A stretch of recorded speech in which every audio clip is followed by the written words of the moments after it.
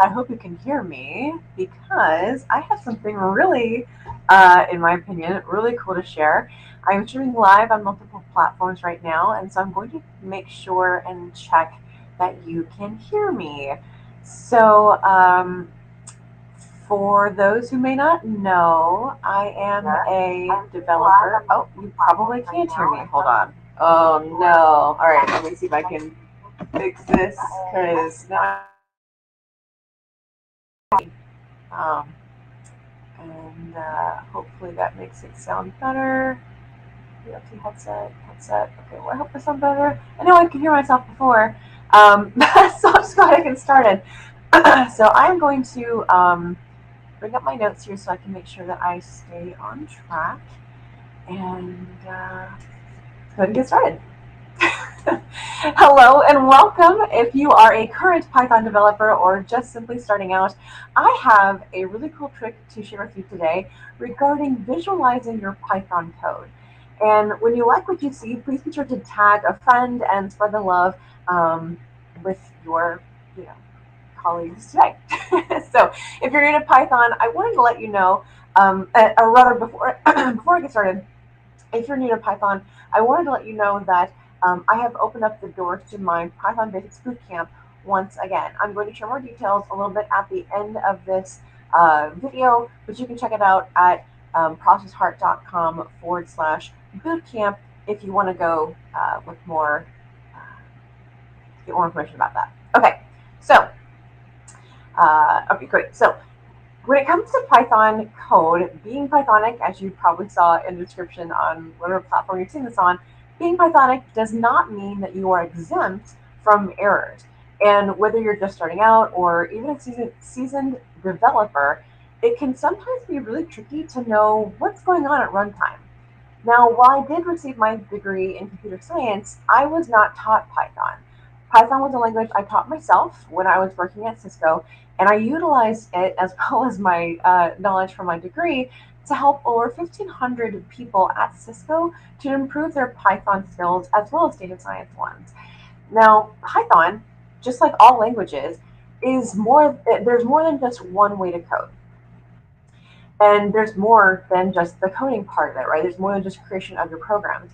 There are so many cool features, add-ons, open source modules, like you name it. All these things allow you to utilize and improve your code readability, extensibility, and more. And until you've been introduced to them, it's kind of hard to figure out a way around it, right? A way to find it unless you want to create it yourself. For example, when I was an internal tools developer at Cisco TAC, which stands for Technical Assistance Center, I created a way with which I could log errors in the code and more easily locate where in the code the real issue was. You know, sometimes you might see that there's an error in this one line, and then really it was this other portion of the code that was causing the issue to begin with. So at the time, you know, I was unaware of things like PyTest and test-driven development. So in order to make my life easier and save myself time and frustration, I created a process or a system where I basically was setting myself up for greater software development success. And I've talked about this before. If you want more information, let me know. But had I known about this little trick that I'm about to share with you right now, it really could have saved me a lot of time. So in today's Process Heart programming training, I'm going to share with you one of the many features of a package called Logaroo. Logaroo. I'm not really sure. But I'm going to go ahead and share this demo with you right now. Sharing my screen so you can follow along with me. Okay, so right now, this is going to be linked in my blog post. So if you go to processheart.com/visual, or excuse me, visualizers, this one right here. If you go to this website, you will see this recording once I have it up on there, the link to this code, and some other ones that I'm going to be recording here shortly for you this week, I believe, actually. So this is the code. If you want to see this open source module, then you can definitely do so by going to that link right there for GitHub. And Yes. Okay. Just make sure you can see me. We'll just move myself over here. Okay. Cool. So you'll go to that to learn more about it. But basically, Logaroo, it basically aims to improve logging in Python. I've not dived into this just a whole lot just yet. I actually learned about this through KV Nuggets, ND Nuggets, some other article, which is linked on my blog, so be sure to check it out. But I wanted to share this because it's just so cool. So Logaroo, it's probably Log Guru, I don't know, Logaroo. We'll call it Logaroo. It provides interesting functionalities, including the ability to catch unexpected errors and display what value caused your code to fail, which I'm going to share with you in just a second. This code example I actually utilized from this particular user on GitHub. So thank you, Kuyan1401, for your code. And again, when you access my code, you can also access theirs because it's all about giving proper credit where credit is due. So the process to use this is you must install Logaroo inside your environment. Now, if you are not aware of how to do so, I have several trainings on this, so please let me know. I will also, I think I linked to my preferred virtual environment creator and on the same blog post that I have this on. So the first part is to install Logaroo into your environment, probably and hopefully a virtual environment. And then in your code, you want to add the line at the very top because you're importing this package from Logaroo, import logger. So logger is going to be a sub function, probably a class of this package. And then whatever function you want to implement this on, you will add the decorator at logger, because that's the class, dot catch. So there's an attribute, possibly even a function called catch that will allow you to see this. So right now, I have those two lines here commented out so you can see what this looks like before and after. And the link to an explanation of this itertools combination so you can see a little bit more about what it does. And we have a couple of things here. So I'm going to quickly walk through this code. We have one function called division where it takes in two integers and then divides one by the other. Now, if you know anything about math, one thing that you know for sure this is going to break on is if num2 is a 0, right? So we know it's going to break. This is why I love this example. We have a second function called divide numbers where it takes in a number of, a list called numList, right? So it's going to take a division of two numbers in the number list. So for comb, or combination, in combinations where it's taking that num list that you brought in and 2, and it's going through this process, right? So I'm not going to go through it. You can go through it. You can step by step, but basically it's going to give this list, and it's going to attempt to divide those numbers. So if we were to run this, which I'm currently using PyCharm, the community edition, so it's absolutely FREE. The PyCharm edition, let me put this down here actually if you want to check out this website. So this PyCharm edition, if you right click on the tab where your code is, wherever it is, if you right click on it and go to, I guess it's going to hide it, sorry. If you right click on it and go to open in terminal, it will open this up in that environment. So this one is actually in an environment, a virtual environment that I created for this section of my code. And it just brings it down here. It actually brings you into the folder that this file is in. So this Logaroo test py file is in this section. And I'm going to run this the very first thing, which if it's not already installed, which is not here, you'll run pip install Logaroo, and it'll go through and it'll install whatever it needs to. It might even tell you that you have to upgrade your pip, which is perfectly fine. It usually takes not very long, but once this is done, you'll see that it installs whatever requirements are necessary for it. But once it's done, then you can actually run the program. So as I show here, you're gonna Actually, we're not there yet. So I'm going to run the program. So right now, it's successfully installed the most recent edition of LogGuru. And so now I want to run this program. So in PyCharm, there's a couple things here. I'm pressing the up and down button because this is the historical commands. There we go.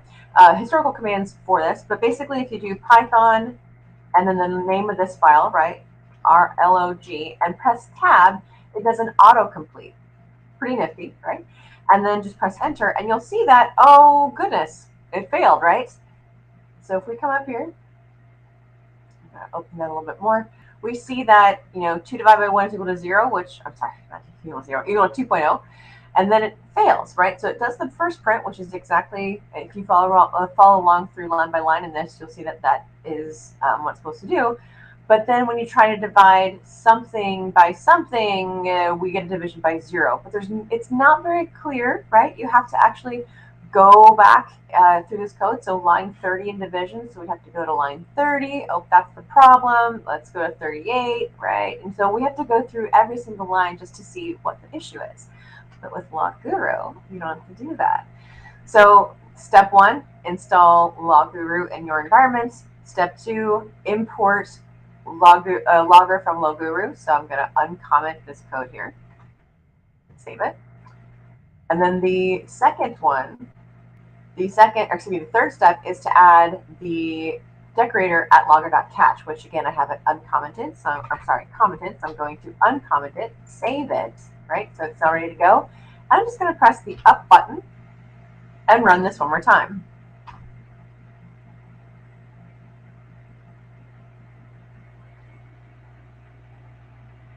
Now you see this beautiful output. Oh my goodness, right? This is great.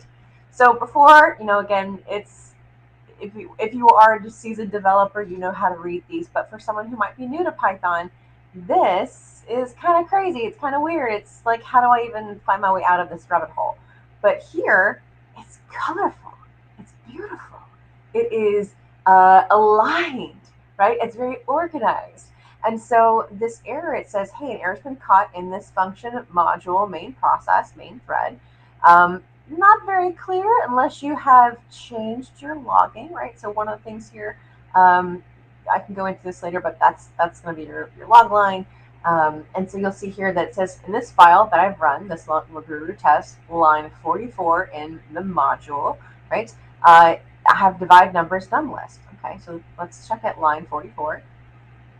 Yep, that's the first line. That's the first thing that happens. So one of the things that I teach in my bootcamp is how to run a program as a program, how to run it through command line. And this, it's not really a function, but this right here basically says, hey, if this is the main function, if you're running this as a program, I want you to run this, right? That's where the code is actually run. So the very first line, num list 210. Hey, that's what it says right here in the LogGuru output, right? Divide numbers num list, and it shows you what the numbers are in that list, and it tells you that this information is stored at this memory location. Now, for the most part, you likely won't need this information unless you are someone who's coding things like anything that you're testing memory leaks or things like that. So this can come in handy. I personally never needed to use this, but still, having this given to you immediately in your output when you run into errors, like, how much time could that save you, right? So wonderful. And so the next one is the next line, so line 38. So we go from 44, where we have that num list, and it calls divide numbers, right? Divide numbers right there. So when it calls divide numbers, if you just click on it in PyCharm, it tells you, it highlights the function back up here. So divide numbers in line 38, right? Line 38. We are then calling division with num1 and num2. So num1 and num2 are a combination from here. So the very first combination that's happening with this list that was 210 is it's using 2 and 0 as that combination. It then tries to divide it. I'm sorry, this is not the first one. This is the one where it's the error. I misspoke. Because it already did the 2, 1, right? 2 divided by 1, which is why I printed. So now it's 2 divided by 0. We have this division, right? So, so we are calling this division line. That's what it's saying, right? And then in line 30, go back to 30, right? So we're calling division. Line 30 is where the next part in this trace is looking into. And so we see that we're trying to divide 2 by 0. So bam, right there, 0 division error, division by 0. So this makes it so much easier to see what the issue is, right? So you can see, so if you're not already doing test-driven development or other logging options to make sure that you are not only returning data as expected, but you're also receiving data as expected, this is one way to really catch it and really pinpoint that, oh, this isn't supposed to look this way. Why is this happening? Or also, what you should also be doing is adding in your exceptions handlers for these things, which is one of the things I do cover in my Python Basics Bootcamp. So that is what I wanted to share for this demo. I do have a couple more things to share with you in just a moment, but I do want to check and make sure that that my that's what that notes was. Check and make sure that my notes are good. Showed you all the demos. Great, awesome. So there you have it.